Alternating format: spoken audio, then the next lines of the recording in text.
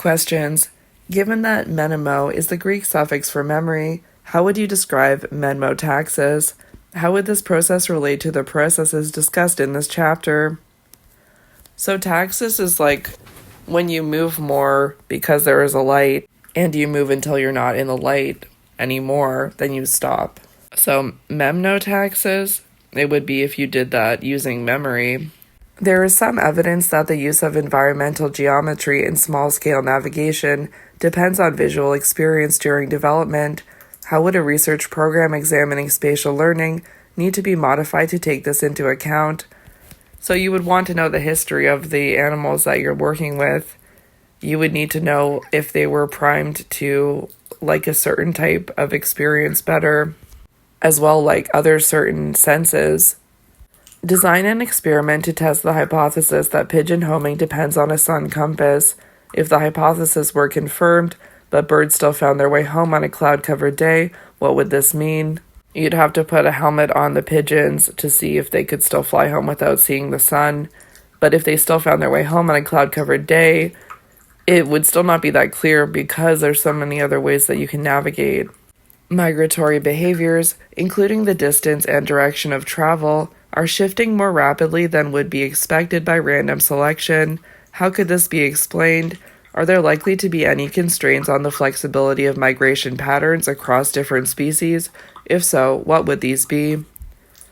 So yeah, migration can shift more quickly than you would expect because it can be adaptively better, like the birds who started settling in Britain instead of a place a little bit farther south in the winter. There would definitely be constraints on this because they're still following a similar pattern. They wouldn't go just anywhere. In Perdek's 1958 translocation experiment, second-year migrants were able to reach their winter habitat following displacement. Given that they had no experience with the Swiss landscape, how could this have happened? What cues were they using? If they started their journey with a random search flight pattern and then set off on the correct course, what would this indicate about underlying mechanisms in these birds compared to birds that oriented correctly at the beginning of the flight? It means that birds use more than one way to travel than the distance and direction that is genetically primed for them in migration. If they started their journey with a random search flight pattern and then set off on the correct course, that would mean that they are using other mechanisms to orient themselves versus birds that oriented correctly at the beginning of the flight. Yeah, they're just using different systems. A primary criticism of place cell research is that the vast majority of work has been conducted with rodents, specifically lab-reared rats or mice.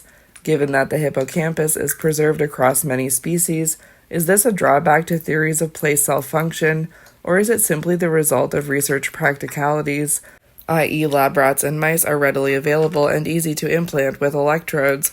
Why or why not? Yeah, so it's obviously a convenience and feasibility thing that they're being used.